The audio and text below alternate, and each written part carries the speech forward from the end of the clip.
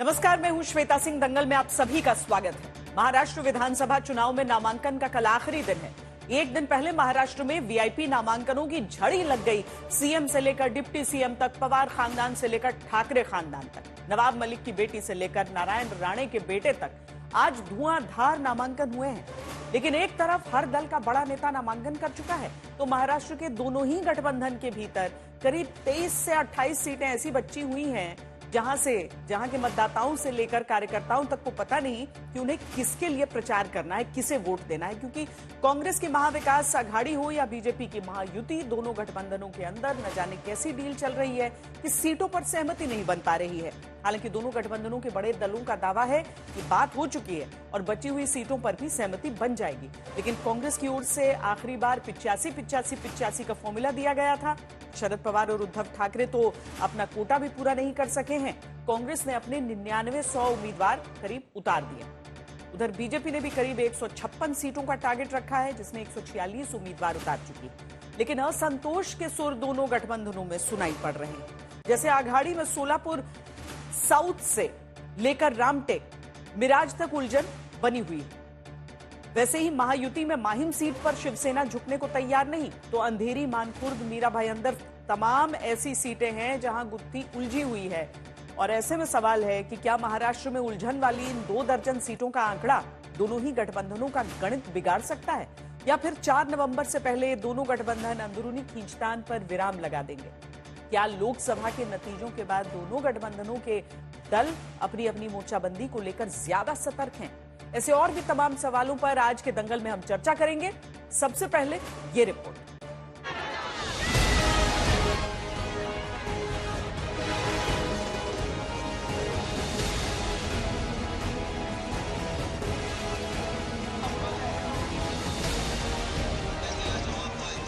महाराष्ट्र के चुनावी रण में एक तरफ वीआईपी सीटों पर धुआंधार नामांकन हुआ, तो दूसरी तरफ करीब 4 दर्जन ऐसी सीटें फंसी हुई हैं जहां किस पार्टी से कौन चुनाव लड़ेगा अभी तक क्लियर नहीं हो सका है। नामांकन का वक्त निकला जा रहा है, 24 घंटे से भी कम वक्त बचा है, मगर सीटों की उलझन खत्म नहीं हुई है। लेकिन उलझन से पहले आज के वीआईपी नामांकन देखिए। सूबे के मुख्यमंत्री से लेकर डिप्टी सीएम तक और अजित पवार के भतीजे से लेकर नवाब मलिक की बेटी तक, राज ठाकरे के बेटे से लेकर शरद पवार के पोते और नारायण राणे के बेटे तक, तमाम ऐसे सियासी खानदानों के चश्मों चिरागों ने नामांकन किया, जिसकी चहल पहल महाराष्ट्र के अलग अलग हिस्सों में देखी गई। और उसमें सबसे ऊपर है महाराष्ट्र के सीएम एकनाथ शिंदे का नाम। पूजा, प्रार्थना, दर्शन, आरती के बाद सीएम शिंदे नामांकन करने पहुंचे तो विशाल जुलूस साथ था। इस वक्त हम थाने में मौजूद हैं और महाराष्ट्र के मुख्यमंत्री एकनाथ शिंदे की जो नॉमिनेशन यात्रा है वो शुरू हो चुकी है। मेरे ठीक पीछे आप जो रथ देख रहे हैं, जिस रथ पे महाराष्ट्र के मुख्यमंत्री एकनाथ शिंदे सवार है। सीएम शिंदे एक तरफ कोपरी पचपाखड़ी विधानसभा सीट से मैदान में है, तो दूसरी ओर डिप्टी सीएम अजित पवार का मुकाबला बारामती में अपने ही भतीजे युगेंद्र पवार से हो रहा है, जिसका नामांकन दाखिल करने खुद शरद पवार पहुंचे थे। 5-6 दशकों से जिस जमीन को शरद पवार ने अपनी सियासत से सींचा है, उस बारामती में लोकसभा में करारी हार के बावजूद क्या अजित पवार जीत पाएंगे? अजित पवार के बेटे पार्थ पवार क्या कहते हैं, सुनिए। इस बार बारामती में राजकारण बहुत भावनिक हुआ था, तो भावनिक मुद्दे पे लोगों ने उनको वोट्स दिए, डेवलपमेंट के मुद्दे पे नहीं दिए। इस बार विधानसभा में वैसे नहीं रहने वाला। अभी लोग प्रैक्टिकल हुए हैं, ठीक है। लोकसभा के लिए दिया साहब को, मतलब पवार साहब को लोकसभा की दिया।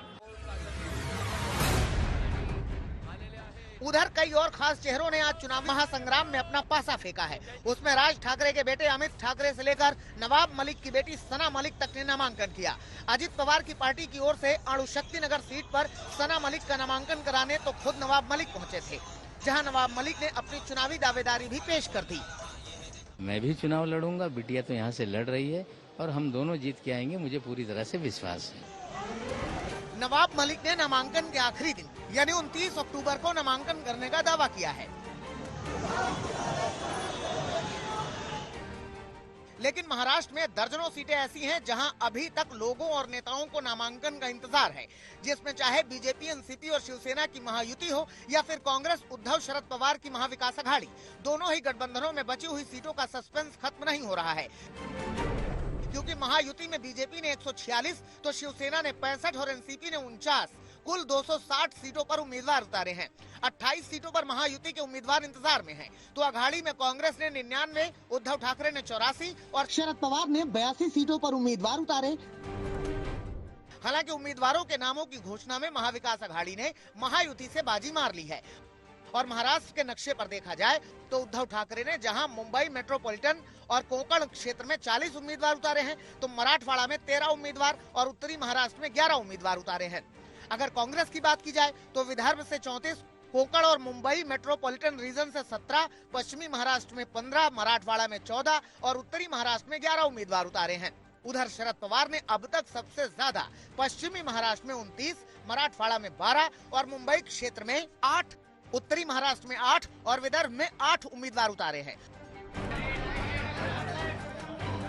चुनावी रणनीति के लिहाज से अघाड़ी का पांसा सियासी नक्शे पर अभी तक सधा हुआ मोर्चा नजर आता है, लेकिन जब तक फंसी हुई सीटों पर फाइनल बात नहीं होती तब तक चुनावी शतरंज की आखिरी तस्वीर देखना ठीक नहीं।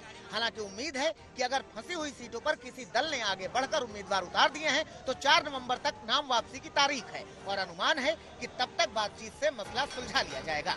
आज तक ब्यूरो।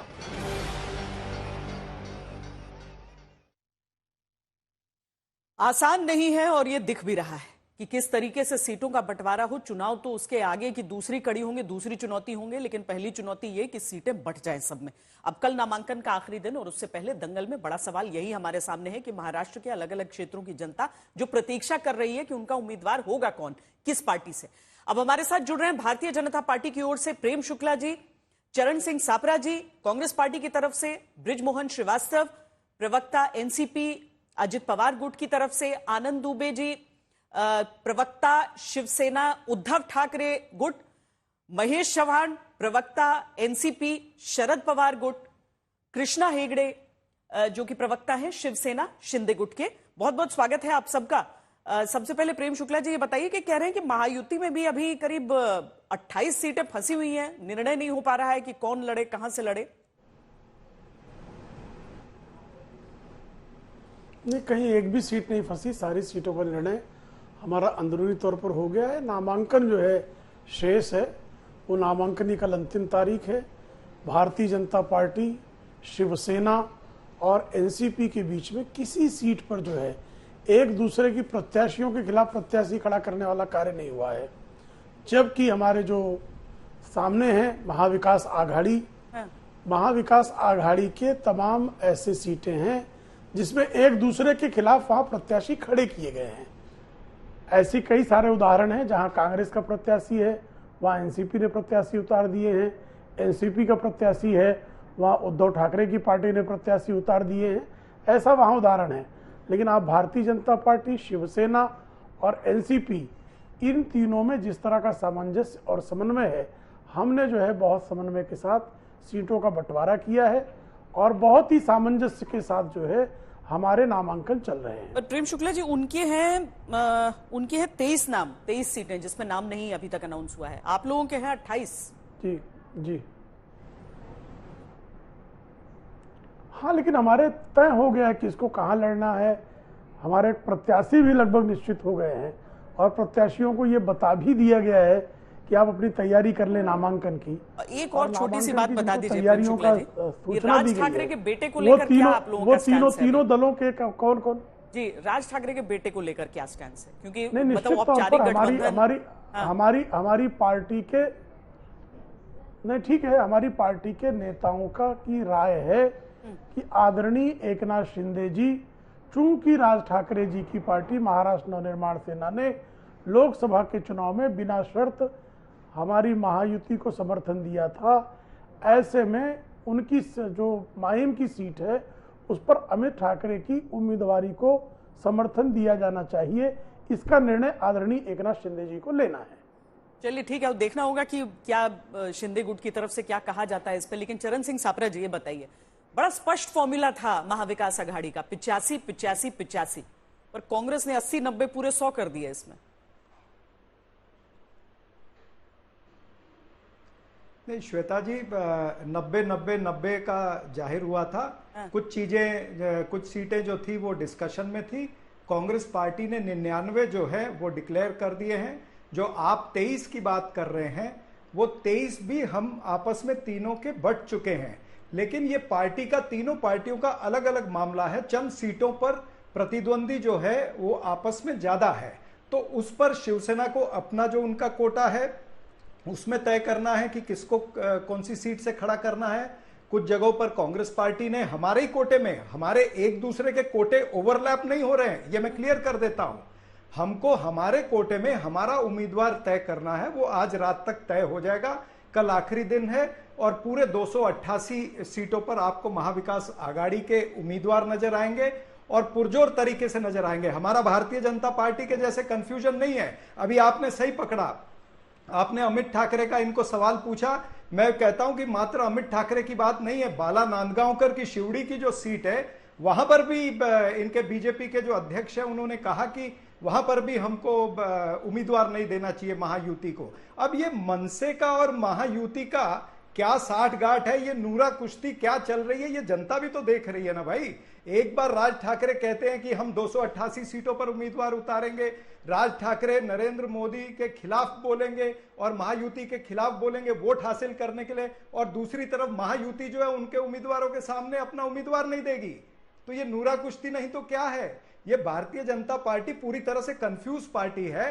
परसों अमित शाह ने जब एकनाथ शिंदे और अजीत पवार उनके दरबार में गए दिल्ली में, तो अमित शाह जी ने खुद कहा, उन्होंने कहा कि भाई एक दूसरे की पार्टी से जो इंपोर्ट एक्सपोर्ट होगा, जो बागी होंगे उनको हमें टिकट नहीं देना चाहिए महायुति में, ये ध्यान रखना चाहिए। अब हुआ क्या है, भारतीय जनता पार्टी के 1-2 नहीं 8 नेता वो शिंदे सेना से जाकर के या अजीत पवार के गुट से जाकर के चुनाव लड़ रहे। मैं नाम भी ले लेता हूं। पहले नंबर पे है नीलेश राणे, फिर है राजकुमार बडोले, फिर है मूर्जी पटेल अंधेरी ईस्ट से, फिर है संतोष शेट्टी भिवंडी ईस्ट से, फिर बलिराम क्षीरसागर बल्लारपुर से, फिर राजेंद्र गावित है पालघर से, फिर आनंद भरोसे है ये परभनी से, और फिर विलास तरे है बोईसर से। 8 भारतीय जनता पार्टी के उम्मीदवार भारतीय जनता पार्टी ने एक्सपोर्ट करे हैं, वो एकनाथ शिंदे या अजीत पवार के गुट से। ठीक है, हालांकि आप कह रहे हैं कि ओवरलैप नहीं है। कुछ सीटों के बारे में मैं आपसे जानना चाहूंगी। नहीं, क्योंकि एक तो कश्मीर में उदाहरण आ गया ना आप लोगों की फ्रेंडली फाइट का, पर महाराष्ट्र में जितना टफ कंपटीशन है, यहां पर फ्रेंडली फाइट से काम कैसे चलेगा वो मैं आपसे समझूंगी। लेकिन पहले हम एक बड़ी खबर बता देते हैं दर्शकों को। उद्धव ठाकरे के उम्मीदवार ने औरंगाबाद सेंट्रल सीट से इनकार किया है लड़ने से। शिवसेना यूबीटी के सिंबल पर लड़ने से इनकार किया है। किशन चंद तानावानी शिवसेना यूबीटी उम्मीदवार थे, एकनाथ शिंदे के समर्थन में आए हैं उद्धव के उम्मीदवार। ये तो पहले ही पेचीदा है कि एक एक पार्टी के 2-2 पार्टी हैं। अब उसमें और ये कह रहे हैं कि ये लाडली बहना योजना से प्रभावित हैं, इस कारण ये फैसला। आनंद दुबे जी, ये क्या हो रहा है शिवसेना के साथ? श्वेता जी नमस्ते। देखिए, कोई लाडली बहना से प्रेरित नहीं होते हैं। ये ईडी और सीबीआई का दबाव तंत्र होता है।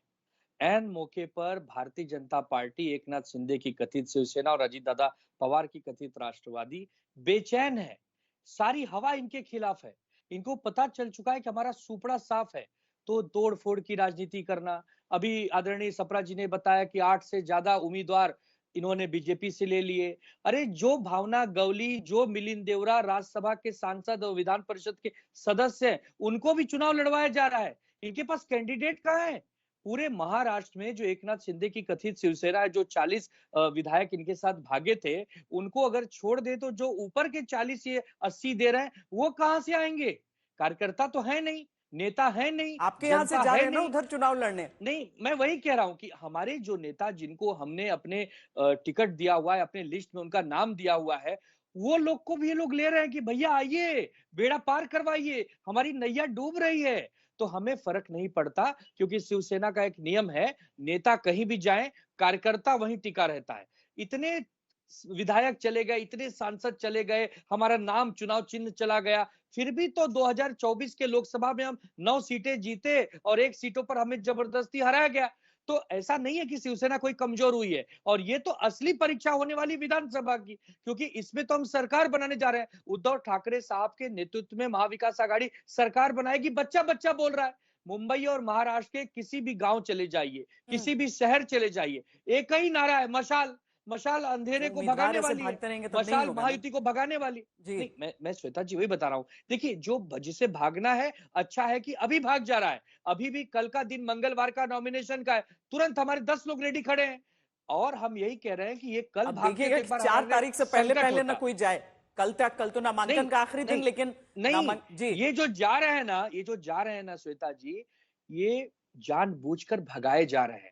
इनको दबाव, क्योंकि ये व्यापारी लोग हैं, इनके कुछ ना कुछ जरूर कहीं ना कहीं कुछ काम पड़ गए होंगे, इसको उन्होंने पकड़ के रखा होगा। ये बीजेपी है ना, यही कहती थी चक्की पीसिंग। अभी आज हमारे बृजमोहन भैया बैठे हैं, अब वो चक्की का आटा कहाँ गया, कौन उस आटे की रोटी बना के खा गया, कितनी रोटियां उसमें बट गई, ये तो यही लोग महायुति वाले ही बता पाएंगे। हम तो यही कहते हैं भैया कि आमने सामने की लड़ाई लड़ो ना। ये लुका छिपी, ये मिलिंद देवरा को आदित्य जी के सामने लाना, ये ए टीम बी टीम, कभी खुला समर्थन, कभी बिना समर्थन, कभी रोना गाना, ये हमारे मोहन जी आप इसका जवाब देना चाहेंगे, लेकिन पहले कृष्णा हेगड़े जी, जो जिस सीट को लेकर बड़ी पसुपेश है इस समय, उस सीट को लेकर क्या आप लोगों की पार्टी ने मन बना लिया है? कैसे करेंगे आप लोग, अगर वाकई अमित ठाकरे वहां से चुनाव लड़े, जो कि लड़ ही रहे हैं? मतलब अगर आपसे कहा गया कि भाई कैंडिडेट नहीं देना है, आपके सिटिंग एमएलए, क्या करेंगे? श्वेता जी, एक तो हमारी मंशा है कि अमित राज ठाकरे जो है वो वहां से इलेक्शन लड़े, लेकिन सदा सरवनकर जी हमारे 3 बार के विधायक है, हमारे साथ सीएम के साथ पहले दिन से रहे हैं, तो उनको भी एडजस्ट करना पड़ेगा। इसके लिए कल रात को मीटिंग भी हुई थी, और देखेंगे आगे आगे होता है क्या। 4 तारीख के लिए अभी बहुत दिन है। दूसरी बात यह है कि देखिए, ऑफिशियली और अनऑफिशियली सभी को पता है महायुति में कि किस किस को इलेक्शन लड़ना है। काफ़ी जो सीट है, जैसे कलीना का सीट है, वो डिक्लेयर नहीं हुआ ऑफिशियली, लेकिन वहाँ पर भारतीय जनता पार्टी के कैंडिडेट लड़ने वाले हैं, और कल 10:15 बजे वो फॉर्म भी भरने वाले हैं। तीसरी बात ये है कि देखिए, सपरा जी मेरे मित्र ने भी कहा कि 8 लोग यहाँ से लड़ रहे हैं। हमने कैंडिडेट शॉपिंग किया है, सिंबल शॉपिंग किया है, ये महायुति का अंतर्गत मामला है, इसमें क्या प्रॉब्लम है? लेकिन ऐसा तो नहीं हो रहा है कि अंधेरी से सचिन सावंत बोल रहे हैं कांग्रेस के कि मेरे को इलेक्शन ही नहीं लड़ना है, और हमारे तनवानी औरंगाबाद से बोल रहे हैं, संभाजी नगर से बोल रहे हैं कि भाई हमको नहीं लड़ना है। तो इनके बाद तो लोगों को इलेक्शन लड़ना ही नहीं है, क्योंकि उनको पता है कि महाविकास आघाड़ी नहीं आने वाली है, कभी महायुति की सरकार फिर से बनने वाली है, तो हारते हुए खेमे में जाना ही नहीं चाहते।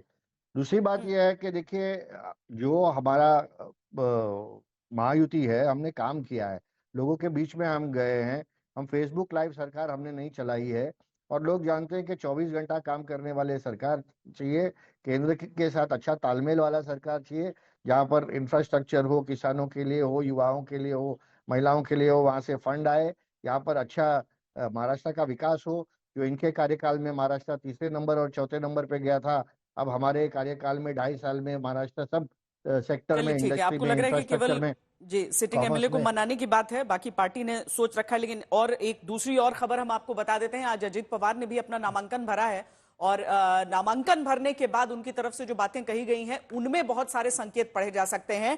अजीत पवार का बड़ा बयान आया लोकसभा में, अपनी बहन सुप्रिया सुले के खिलाफ अपनी पत्नी सुनेत्रा पवार को उन्होंने उतारा था। हालांकि जीत सुप्रिया सुले की ही हुई, लेकिन लोकसभा में सुनेत्रा को उतारना मेरी गलती थी, यह अजीत पवार की तरफ से कहा गया है। इस बार गलती किसने की? इस बार उनके सामने जो उम्मीदवार हैं, उस कारण यह सवाल अब अजीत पवार की तरफ से पूछा जा रहा है। मैं फॉर्म भरूंगा जानते हुए भी कि फॉर्म क्यों भरा, मतदाता इस बार भावुक नहीं होंगे, ये अजीत पवार की तरफ से कहा गया है। बृजमोहन श्रीवास्तव जी, क्या ये आशंका है कि मतदाता पिछली बार की यानी लोकसभा चुनावों की तरह का निर्णय यहां भी ले सकते हैं? क्या अजीत पवार इस बात को महसूस कर रहे हैं कि जमीन पर हो सकता है कि शरद पवार को धोखे का मुद्दा बड़ा बन जाए इन चुनावों में? क्योंकि अब उनके कहने से तो क्या होगा, उम्मीदवार तो उतार ही चुके हैं शरद पवार उनके सामने। नहीं श्वेता जी, बात ये आज अजीत दादा का जो बयान आया है, ये इसके पीछे मूल कारण ये था कि जिस समय अजीत दादा ने अपनी पत्नी को वहां चुनाव में उतारा था बारामती में, तो लगातार दूसरी पक्ष की तरफ से ये बातें कही जा रही थी कि एक ही परिवार के अंदर आपने इस प्रकार से क्यों उतारा, और उसको एक मुद्दा बनाकर उस इलेक्शन को लड़ा भी गया था और एक भावनात्मक माहौल वहां पे पैदा किया, जिसके कारण वहां हमारी जो प्रत्याशी थी वो पराजित भी हुई। ये बात बिल्कुल सच है।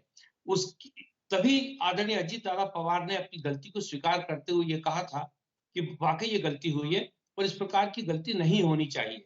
तो उनका स्पष्ट संदेश यही था उन लोगों को जिन्होंने इस बात का आरोप लगाया था कि आपने अपनी पत्नी को परिवार की एक महिला के खिलाफ खड़ा किया है, उसको उन्होंने संदेश दिया था। आज वही गलती उन्होंने जब की है, इसलिए अजीत दादा पवार ने यह कहा कि अब इस बार जो खड़ा किया गया है, उन सबों को मालूम था कि आदरणीय अजीत दादा पवार वहां से चुनाव लड़ने वाले हैं। अब उसी परिवार के एक व्यक्ति को वहां से, उनके भतीजे को वहां से खड़ा किया गया है। तो जो खड़े करने वाले हैं उनसे अजीत दादा ने ये प्रश्न किया है, और जो वाजिब प्रश्न है, क्योंकि इसी बात को उन्हीं लोगों ने कहा था, तो आज ये हमारा पूछना वाजिब है। मैं आपसे दूसरी बातें कहना चाहता हूं कि उस समय का जो चुनाव था वो निश्चित रूप से भावनाओं पर आधारित था, जबकि बारामती में लगातार आदरणीय अजीत दादा पवार उस क्षेत्र के विकास के लिए जाने माने नेता के रूप में, ये कोई नई चीज नहीं है, लगातार वो वहां से चुनाव जीतते हुए आए हैं। और जिस प्रकार से उन्होंने उस क्षेत्र का बारामती का, पूना जिले का जिस प्रकार से उन्होंने विकास किया है, उसको सब लोग जानते हैं। मुझे नहीं लगता कि वहां के लोग इस बार भावनात्मक होकर कोई वोट देंगे। सबों को मालूम है कि आने वाले दिनों में महाराष्ट्र में महायुति की ही सरकार बनना है। अब जब महायुति की सरकार बनना है तो निश्चित रूप से वहां पर आदरणीय अजीत दादा पवार ही उस क्षेत्र के विकास के लिए, अपने किए गए वादों को पूरा करने के लिए सिर्फ और सिर्फ अजीत दादा पवार के अलावा कोई आदमी नहीं है। तो मुझे नहीं लगता कि वहां किसी प्रकार का कोई परेशानी आएगी। मैं एक बात जो खास तौर से कहना चाह रहा था, अभी भाई आनंद दुबे जी कह रहे थे कि व्यापारी लोग जा रहे हैं, तो यही तो हम लोग कह रहे हैं लगातार कि INDIA के लोग या महाविकास अघाड़ी के जो नेता हैं वो ये जान ही नहीं पा रहे कि किस आदमी को उन्हें टिकट देना चाहिए। ये व्यापारी है, ये इन्हें आज पता लगा जब उन्होंने ये कहा कि हम चुनाव नहीं लड़ेंगे। यही तो कमी है लोगों की, और इसी कमी के चलते आज तक इनके उम्मीदवार फाइनल नहीं हो पाए।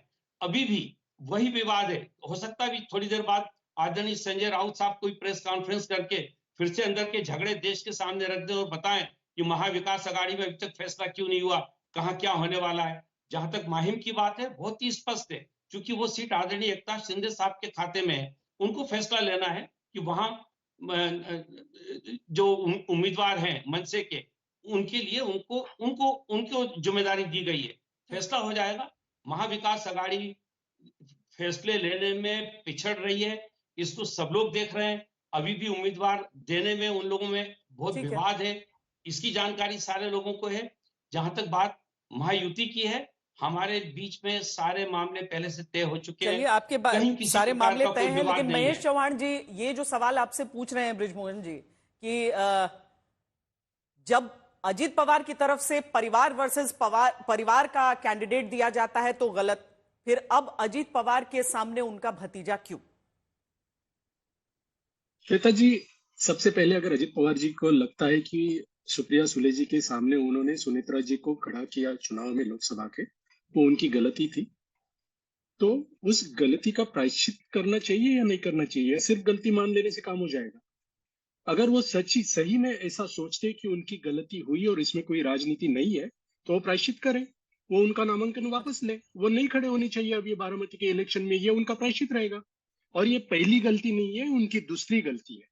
पहली गलती ये थी कि उन्होंने शरद पवार साहब की पार्टी के विधायक चुरा कर वो भागे, उसके बाद उन्होंने पार्टी चुराई, उसके बाद उन्होंने पार्टी का नाम और पार्टी का चिन्ह चुराए। हम कहते हैं कि उन्होंने प्रायश्चित करना चाहिए। उन्होंने ये सब चीजें, जैसे कि पार्टी का नाम, पार्टी का चिन्ह, सब विधायक हमें वापस करनी चाहिए और खुद के दम पर अपनी पार्टी अलग से बनानी चाहिए और फिर चुनाव में सामने आनी चाहिए, और बाद में ये सवाल पूछना चाहिए कि मेरे सामने मेरा भतीजे को क्यों खड़ा किया। प्रेम शुक्ला जी, इस बार भावनाएं माइनस हो पाएंगी कि नहीं हो पाएंगे चुनाव से? लग तो नहीं रहा है, क्योंकि भले अजीत पवार के बेटे ये कह रहे हैं कि पिछली बार भावनाओं में पड़ के लोगों ने वोट दिया था, इस बार ऐसा नहीं होगा। लेकिन क्या आपको मुमकिन लग रहा है ये अभी तक आखिरी दम तक जो मुकाबला चल रहा है? देखिए, नहीं, भावनाएं बहुत जबरदस्त तीव्र चलेंगी। भावनाएं इसलिए चलेंगी कि किस तरह से आरक्षण का मामला जो है झूठ फैलाया गया था, और अब सिद्ध हो रहा है कि नेहरू जी से लेके श्रीमान राहुल गांधी तक आरक्षण विरोधी हैं, और आरक्षण के विरोध में जिस तरह से अमेरिका की धरती पर राहुल गांधी कहकर आए हैं, जिस तरह से नाना पटोले बात कर रहे हैं, संविधान पे किस तरह से इन्होंने भावनाएं भड़काई, ये पूरा देश भली भांति जान रहा है। किस तरह से बांग्लादेश में जो है हिंदुओं के नरसंहार पर किस तरह से जो है सुविधाजनक चुप्पी साधी गई, ये भावनाएं लोग भली भांति जान रहे हैं। लोग भली भांति जान रहे हैं कि किस तरह से जो है प्लेन में बम रखने वाले या अफवाहें फैलाने वाले, ट्रेनों के सामने जो है लगातार ऑब्स्टेकल्स खड़ा करने वाले, बाधाएं खड़ा करके दुर्घटना के लिए आगे बढ़ने वालों के साथ कौन लोग खड़े हैं, आतंकवादियों के हाथ किसके साथ हैं, ये लोग भली भांति जानते हैं। तो भावनाएं निश्चित तौर पर आतंकवादियों का साथ देने वालों के विरुद्ध साफ तौर पर है। याकूब मेमन की कब्र को कौन सजा रहे थे, ये भली भांति लोग जान रहे हैं। सबकी भावनाएं याकूब मेमन की कब्र सजाने वालों के विरोध में है। और जिन्होंने मुंबई में, महाराष्ट्र में विकास किया, जिन्होंने सामान्य महिलाओं का सशक्तिकरण करके लाडली बहना के माध्यम से उनके खातों में पैसा डाला, उनके समर्थन में भावनाएं हैं। जिन्होंने किसानों की बिजली के बिल को हाफ और माफ कर दिया, उनके समर्थन में जो है भावनाएं हैं। उनके समर्थन में भावनाएं हैं जिन्होंने महाराष्ट्र में पूरे देश का 52% इन्वेस्टमेंट लाया। और इनके जमाने में क्या दुर्दशा थी, हर कोई जान रहा है। कोरोना के काल में मुंबई में जिस तरह से उद्धव ठाकरे की सरकार ने उत्तर प्रदेश और बिहार के लोगों को भगाने का दुष्कर्म किया, उसकी भावनाएं भी साफ तौर पर लोगों के सामने है। ज्यादा समय है नहीं, सब छुट्टियों में हम कुछ ही दिनों में पता चल जाएगा। इसलिए उद्धव ठाकरे को हम जो है, इसलिए हम उद्धव ठाकरे को जो है उस समय हमको भगाने का उत्तर नहीं दे पाए थे, इस बार दबाकर उत्तर देंगे। भावनाएं बहुत साफ है। चलिए, बहुत समय नहीं है, कुछ ही समय में पता चल जाएगा कि भावनाएं यहाँ पर किसके पक्ष में रही है। लेकिन चरण सिंह सापरा जी, जो आरोप आप पर लगाया जा रहा है कि आपका जो गठबंधन है वो पिछड़ चुका है अपने उम्मीदवारों के चयन में, और आपके जो उम्मीदवार हैं चाहे किसी भी पार्टी के हो, वो अब छोड़ छोड़ कर भाग रहे हैं दूसरी तरफ। श्वेता जी, ये महायुति की सरकार जो है ये महाराष्ट्र द्रोही सरकार रही है। अभी इन्होंने उद्योग वगैरह की बात की, कृष्णा हेगड़े जी भी बात कर रहे थे। मैं इनको पूछना चाहता हूं कि आपके कार्यकाल में 7.5-8 लाख करोड़ के उद्योग जो है वो महाराष्ट्र से बाहर कैसे चलेंगे, वो गुजरात कैसे चलेंगे, वो चाहे वेदांता फॉक्सकॉन हो या टाटा है। तो ऐसे करीबन 17 प्रोजेक्ट महाराष्ट्र से गुजरात चले जाते हैं। 8 लाख करोड़ का नुकसान होता है, 5 लाख नौकरियों का नुकसान हो जाता है। और श्वेता जी, आपको याद दिलाऊं, पिछले दिनों में एयरपोर्ट के लोडर की नौकरी निकली थी। कितनी वैकेंसी थी? 2216। कितने लोग आए? 25,000 लोग आए। आपने सारे मीडिया में भी दिखाया था। और फिर महिलाओं की कांस्टेबल की भर्ती, कितनी सीटें थी वैकेंसी? 1257। 1257 के लिए 1 लाख महिला पूरे महाराष्ट्र से आई थी। वो सारे दृश्य आपके चैनलों में दिखाए हुए थे। तो ये हाल है बेरोजगारी का। 8.5% की दर पार कर चुकी है। और ये बात करते हैं उद्योग की, यहाँ पर भाई, यहाँ पर उद्योग को आपने सुला दिया है। यहाँ पर बेरोजगारी चरम पर पहुंची है, महंगाई चरम पर पहुंची है। और ये लाडली बहना की बात जब करते हैं तो लाडली बहना को मात्र 1,500 रुपया दे रहे हैं, लेकिन लाडली बहना के जो बिजली के बिल अडानी ने बढ़ा दिए हैं, वो पैसा कहाँ जा रहा है? लाडली बहना के ऊपर 10,000 का अगर महीने का महंगाई थोप दिया आपने और 1,500 रुपया आप उनको दे रहे हो, तो बहुत बड़ा काम कर रहे हो। वो क्रिमिनल बिल कहाँ पर है जो शक्ति बिल महाराष्ट्र की विकास आघाड़ी की सरकार ने पारित किया था, जो राष्ट्रपति के पास पड़ा है, वो क्यों नहीं आपने कराया? भाई, डबल इंजन की सरकार, ये डबल इंजन नहीं है, ये ट्रबल इंजन है। इसने महाराष्ट्र को बहुत ट्रबल दिया है, महाराष्ट्र को बहुत तकलीफ दी है। नरेंद्र मोदी आरक्षण विरोधी हैं, ये दुनिया जानती है। 400 पार होगा तो हम संविधान बदल देंगे, ये आपके नेताओं ने कहा था। एक नहीं, 10-10 नेताओं ने ये नारे दिए थे। आप संविधान विरोधी हो, आप आरक्षण विरोधी हो, उद्योग को आपने महाराष्ट्र में खत्म किया, आपने छत्रपति शिवाजी महाराज के पुतले में भी पैसे खाए हैं, आपने नरेंद्र मोदी जी ने जल पूजन किया था ना यहाँ पर समुद्र में, कहाँ है छत्रपति शिवाजी महाराज का पुतला? इंदू मिल में परम पूज्य डॉक्टर बाबा साहब अम्बेडकर जी की स्मारक बननी थी, 10 साल में आप स्मारक नहीं बना पाए। गुजरात के अंदर बनी ना सरदार वल्लभ भाई पटेल की स्मारक, हम उसके खिलाफ नहीं है, लेकिन ये महाराष्ट्र के अंदर आप धोखा क्यों करते हो? आप महाराष्ट्र द्रोही हो, महाराष्ट्र की जनता जानती है और महाराष्ट्र की जनता ने लोकसभा में आपका हिसाब किताब किया है, वही हिसाब किताब अभी आप लोकसभा चुनावों के समय ये एक कांग्रेस पार्टी की तरफ से खासकर ये बहुत प्रहार किया गया था संविधान को लेकर, आरक्षण को लेकर। अभी बीजेपी आरक्षण पर कुछ बयानों को उठा के जो राहुल गांधी की तरफ से और नाना पटोले की तरफ से दिए गए थे उन्हें लेकर एक मुद्दा बना रही है, लेकिन शायद बोरीवली सीट पर बीजेपी के लिए भी थोड़ा सा बगावत की खबर हो सकती है। हालांकि हम इसकी पुख्ता होने की प्रतीक्षा अभी करेंगे, इसीलिए प्रेम शुक्ला जी अभी मैं ये सवाल आपसे नहीं पूछ रही हूं। आनंद दुबे जी चलिए, ये लगभग स्पष्ट ही है कि महाराष्ट्र बीजेपी में पूर्व बीजेपी सांसद गोपाल शेट्टी की नाराजगी की खबर आ रही है। इन्होंने छोड़ी थी अपनी सीट पीयूष गोयल के लिए, जब पीयूष गोयल को वहां से चुनाव लड़ना था, लेकिन बोरीवली से हो गई संजय उपाध्याय की उम्मीदवारी, इस पर नाराज हैं। ये छोटी छोटी नाराजगी तो प्रेम शुक्ला जी आप लोगों को भी सामना करना ही पड़ेगा, और ये छोटी नाराजगी एक सीट की कीमत पे आ सकती है। हाँ नेताजी गोपाल भाई जो है हमारे बहुत ही कुशल, निष्ठावान, समर्पित जो है नेता हैं। समझा लेंगे, पूरा विश्वास है कि उनकी नाराजगी समाप्त होगी और जो पार्टी का निर्देश होगा उसको हर कोई स्वीकारेगा। ठीक है, आनंद दुबे जी अपनी बात रखिए। श्वेता जी, ऐसा है कि अभी बीजेपी पे तो बाद में आऊंगा, अभी सब लोग विकास की बहुत बात कर रहे थे। अरे भाई, विकास हुआ है ना, एक विधायक के नेता एकनाथ शिंदे और अजीत पवार आज 40-40 विधायक लेके भाग गए, हुआ है विकास, उनके एमएलए के विकास हो गए। उसके बाद जो हमारे रोजगार थे वो दूसरे राज्यों में चले गए, खूब युवाओं का विकास हुआ है। जो हमारी माताओं बहनें की शक्ति सुरक्षा का कानून था वो आज तक लंबित है, खूब विकास हुआ है।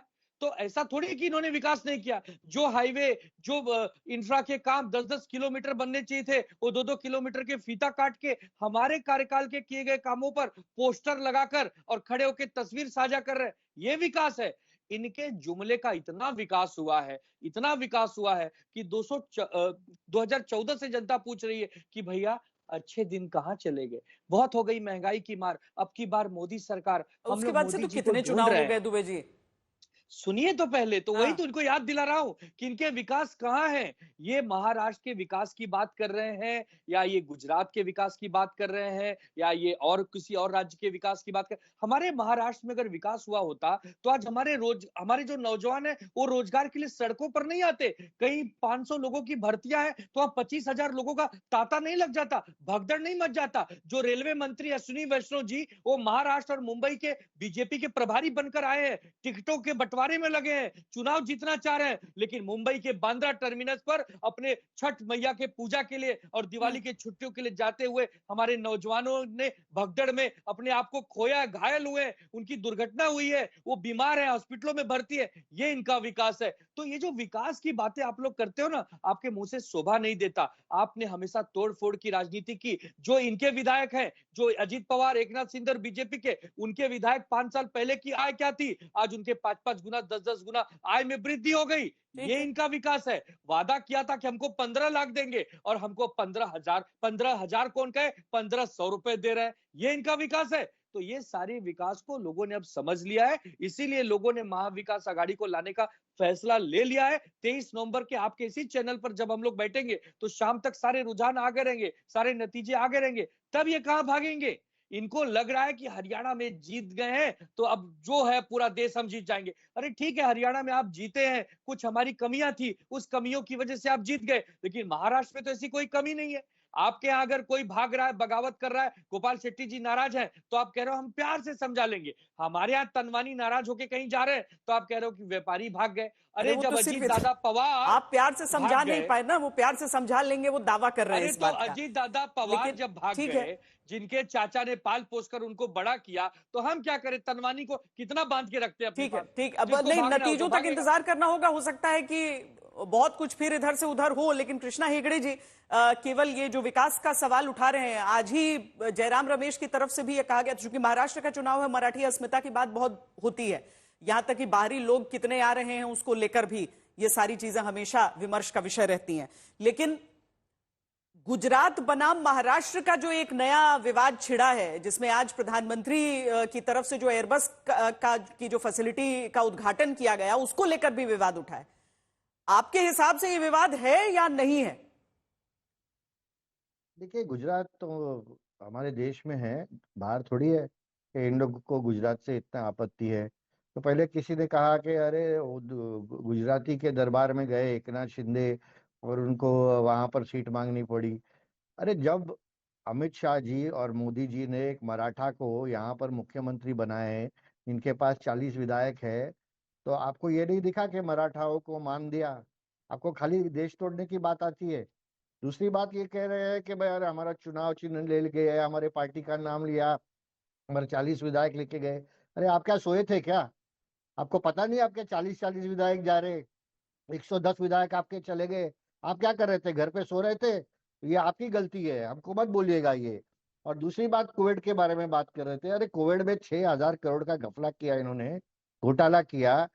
300 ग्राम का खिचड़ी 100 ग्राम दे दिया और 200 ग्राम खिचड़ी तो ये खुद खा गए।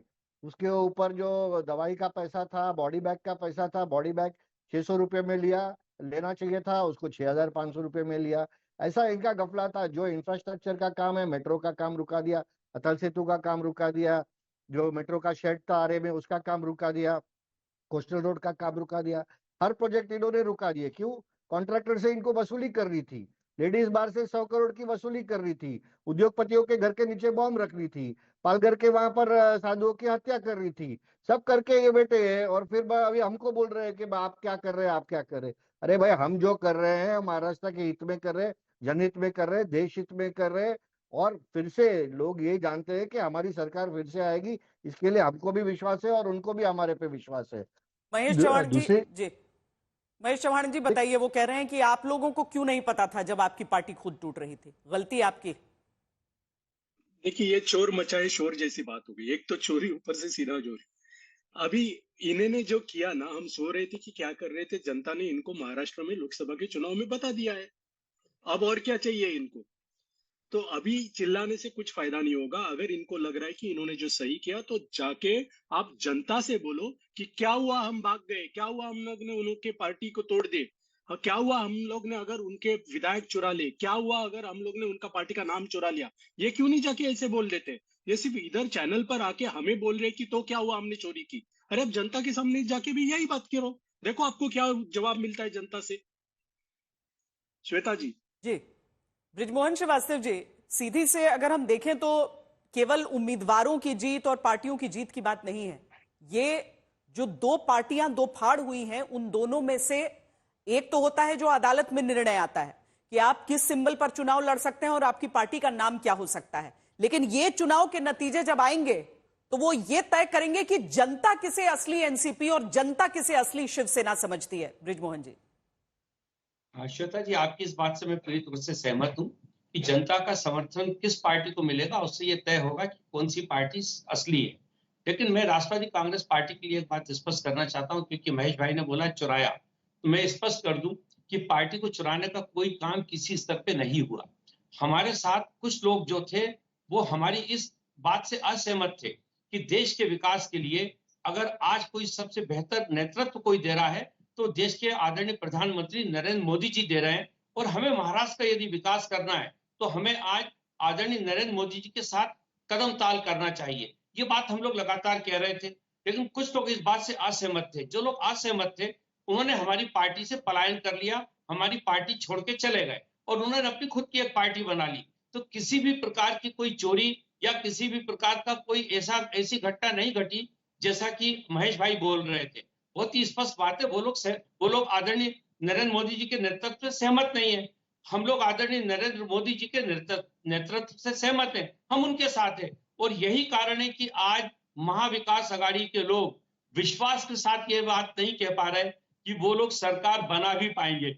बहुत स्पष्ट चीज है, क्योंकि अभी आने वाले 4.5 साल देश के अंदर आदरणीय नरेंद्र मोदी जी का एक नेतृत्व काम कर रहा है। उनके सामने देश के 25 साल के विकास का एक ऐसा चित्र है, एक ऐसा ब्लूप्रिंट है जो किसी और नेता के पास नहीं है। और हम लोग उसी बात को लेके चल रहे हैं, क्योंकि हम लोग इस बात को जानते हैं, महाराष्ट्र की जनता, महाराष्ट्र का मतदाता हमेशा और हमेशा विकास के लिए संवेदनशील रहता है। वो चाहता है कि महाराष्ट्र का विकास हो। यही कारण है कि आज देश के अंदर महाराष्ट्र सबसे नंबर 1 का राज्य है, जिसकी सबसे ज्यादा जहाँ पे आर्थिक गतिविधियां होती है।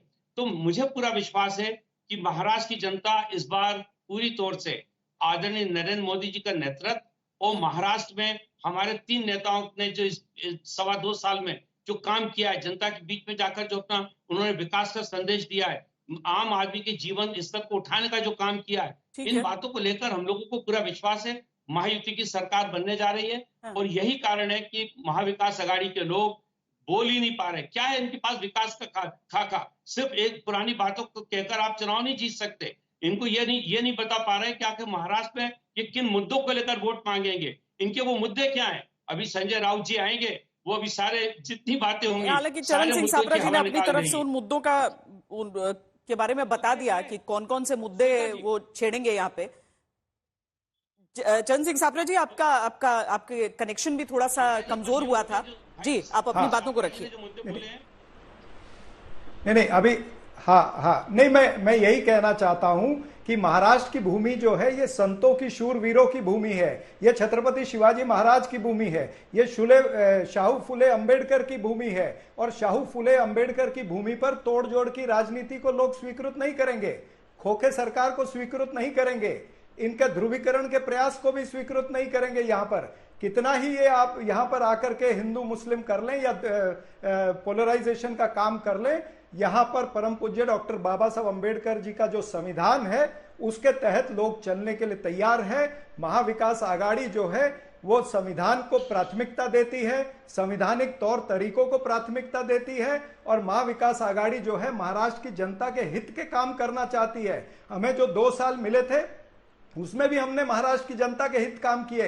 हालांकि उसमें से 24 महीनों में से 21 महीने या 22 महीने हमारे कोविड में चले गए, लेकिन जो भी समय हमारे पास था हमने ये देखा कि महाविकास आघाड़ी विकास का काम करे। हमने खोखे बांटने का काम नहीं किया, हमने 40% कमीशन का काम नहीं किया, हमने मंत्रालय को घोटालेबाजों का अड्डा नहीं बनाया, हमने कोई टेंडर के ऊपर 40% कमीशन खोरी का काम नहीं किया। ये सब धंधे इन्होंने किए हैं जो जनता जानती है। जनता के बीच में ये मुद्दे चल रहे हैं, जनता के बीच में ये मुद्दे चल रहे हैं, इसीलिए भारतीय जनता पार्टी परेशान है। इसलिए भारतीय जनता पार्टी अपने लोगों को दूसरी पार्टी में भी भेज रही है।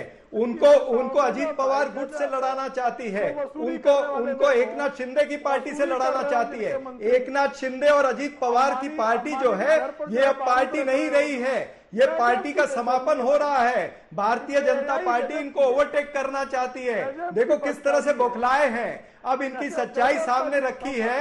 ये महाराष्ट्र द्रोही है, महाराष्ट्र की अस्मिता को इन्होंने ठेस पहुंचाई है। ये मुद्दे हैं महाराष्ट्र के, महाराष्ट्र की अस्मिता के मुद्दे हैं। महाराष्ट्र द्रोही हैं आप। आपने यहाँ पर गद्दारों को पनपाया है, आपने गद्दारों को जन्म दिया है, आपने खोखे बांटे हैं। ये भारतीय जनता पार्टी का नंगा नाच जो राजनीति में वो देखा है, ये जनता ने नंगा नाच जो भारतीय जनता पार्टी ने तोड़ फोड़ सापरा जी अपने अपनी बात रखी जी, आपने अपनी बात रखी, आपने सारे आरोप लगाए हैं। ये प्रेम शुक्ला जी ये भी बताइए, और वो सवाल जो मैंने दरअसल शिवसेना से जाना, मुझे आपसे भी समझना है इस बात को कि जिस पैमाने पर गुजरात बनाम महाराष्ट्र की बात होने लगी है, जिस तरीके से बयान अभी चरण सिंह सापरा जी ने भी ये बात कही है कि जो बिजनेस महाराष्ट्र को आना चाहिए वो चला जाता है गुजरात को, आपको लग रहा है कि क्या इसकी वजह से आपको परेशानी हो सकती है या महाराष्ट्र की जनता समझ रही है? देखिए, आप महाराष्ट्र की अस्मिता की बात कौन कर रहा है? औरंगजेब की कब्र पर फातिया पढ़ने वाला छत्रपति शिवाजी का सबसे बड़ा शत्रु औरंगजेब, औरंगजेब की कब्र पर फातिया पढ़ने वाला इमरान प्रतापगढ़ी, जो अतीक अहमद के शान में कविताएं लिखता था, उसको ये सांसद बना के भेजते हैं। क्या औरंगजेब की संतान कौन है, ये साफ हो गया। औरंगजेब की कब्र पर फातिया पढ़ने वाले, दाऊद इब्राहिम पर कविता लिखने वाले ऐसे लोगों को अब देखिए चिचिया रहे हैं। चिचियाना बता रहा है ये कैसे बौखलाए। गुजरात के सामने मत झुकिए, लेकिन इटली वाली बाई के चरण चाट लीजिए। इटली वाली बाई के सामने जो महाराष्ट्र की अस्मिता को न्यौछावर करते हैं। शुक्ला जी, फिर दोनों तरफ से भाषा की मर्यादा नहीं, दोनों तरफ से भाषा की मर्यादा होगी। कुछ आप नाम का इस्तेमाल कर लीजिए, इस तरह के शब्द मत बोलिए। आप अपना मुद्दे रखिए ना, मुद्दे रखिए। गलत शब्द है भाई, इटली वाली बाई नहीं है वो, इटली वाली बाई नहीं है वो आपको गद्दार कहे, मैं इटली वाली बाई न कहूं, वो सबसे पवित्र हो गई आज तक की निगाह में। इटली वाली बाई पवित्र हो गई, हमको गद्दार कोई कह दे, हमको धोखेबाज कोई कह दे, वो इटली वाली बाई 420, उस 420 ही जो 420। प्रेम शुक्ला जी, अगर आपको ये नहीं मालूम है कि देश के अलग अलग हिस्सों में इस शब्द का क्या अर्थ हो सकता है, तो ये दुर्भाग्यपूर्ण है। आप अपनी बात रखिए, बात रखने पे नहीं, और ये आज तक को प्रिय या किसको प्रिय टाइप की बातों को आप नहीं करें तो बेहतर होगा। आप अपनी बात रखें, उस पर किसी को ऐतराज नहीं है, लेकिन आप इस तरह के शब्दों का नहीं, क्योंकि दूसरी तरफ से भी होता है, उस पर भी हम बोलते हैं। ये इस चीज के बारे में नहीं। प्रेम शुक्ला जी, आप अपनी बात जरूर रखिए। गलत शब्द कैसे है? मैं गलत शब्द नहीं बोल रहा हूं, आज तक गलती कर रहा है। जीजा बाई हमारे यहां आदरणीय शब्द है, तो इटली वाली बाई कैसे जो अपमान हो गया? क्या बात कर रही हैं आप? सावित्री बाई हमारे यहाँ जो है नहीं, आपका अभिप्राय गलत है प्रेम शुक्ला जी, अभिप्राय गलत है। नहीं, इतनी मासूमियत की जरूरत नहीं है, बिल्कुल गलत नहीं है। क्या मासूमियत है? सत्य में बोल रहा हूँ, उदाहरण दे रहा हूँ मैं। आप सत्य भले बोले, लेकिन गलत शब्दों के साथ बोलेंगे तो सत्य अच्छा नहीं लगता है। नहीं, तो इटली वाली बाई कोई गलत नहीं बोला, गद्दार बोला गया और आपने उसको सहा। गद्दार किसको कहा? कांग्रेस वाले गालियां देते हैं और आज तक उसका समर्थन करता है। हमको कहा? बाप रे, ये विक्टिम कार्ड इंसान तभी खेलता है जब वो बैकफुट पर रहता है। तो सोच समझकर आप ये करिए, ये बिल्कुल गलत चीज है। और जो सुनने वाले लोग हैं वो भी इस बात को समझते हैं। आप लोग किसी भी तरह का, प्रधानमंत्री के लिए ऐसे शब्दों का इस्तेमाल होता है, हम टोकते हैं, तब आपको नहीं लगता है ये कि आज तक वाले किसके साथ है और किसके साथ नहीं है? प्रेम शुक्ला जी, ये नहीं, आप पर्सनल कमेंट नहीं कर सकते हैं। मैं एकदम सही बोल रहा हूं। आज तक को भाषा का जो है ज्ञान अर्जित करने की आवश्यकता है। मुझे भाषा के बारे में आपसे बेहतर ज्ञान है। आप ये बता दीजिए कि 28 आदरणीय है, तो फिर मुझे भी आपसे ज्ञान नहीं। चरण सिंह सापरा जी, मुझे ये बताइए कि क्या यहाँ पर कुछ फ्रेंडली फाइट्स आपकी होने वाली हैं सोलापुर साउथ को लेकर? प्रवक्ता सिखाएंगे कि डिबेट किस तरह से चलानी है। नहीं, वैसे तो सारे प्रवक्ता सिखाते हैं आजकल, इसलिए वो बात छोड़ देते हैं हम। सोलापुर साउथ पर कांग्रेस और उद्धव के उम्मीदवार ये सिखा रहे ना, मुंबई क्षेत्र की 5 सीटों पर सत्ता का प्रभाव नहीं तो और क्या है? आप वो मुद्दे छोड़ दीजिए, आप ये बताइए कि फ्रेंडली फाइट कहीं कहीं पर तो नहीं लड़ाई आपकी होने वाली है महाराष्ट्र में?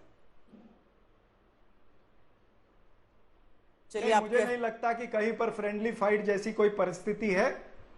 ऐसे कोई बात महाविकास आघाड़ी में नहीं है। हमने अपनी सारी सीटें सेटल कर ली हैं और जो कैंडिडेट डिक्लेयर करने हैं वो आज रात तक सारे उम्मीदवार मेरे ख्याल से तीनों पक्षों के हो जाएंगे। मैं कांग्रेस की खातिरी ले सकता हूं कि कांग्रेस पार्टी के जितने भी बचे हुए उम्मीदवार होंगे, वैसे ज्यादा बचे नहीं हैं, लेकिन जितने भी बचे हुए हैं वो आज रात को डिक्लेयर हो जाएंगे। चलिए, उम्मीद तो अब खैर इसके आगे समय भी नहीं है, कल नामांकन का आखिरी दिन है। बहुत बहुत धन्यवाद आप सबका इस चर्चा में जुड़ने के लिए। दंगल में अभी के लिए इतना ही।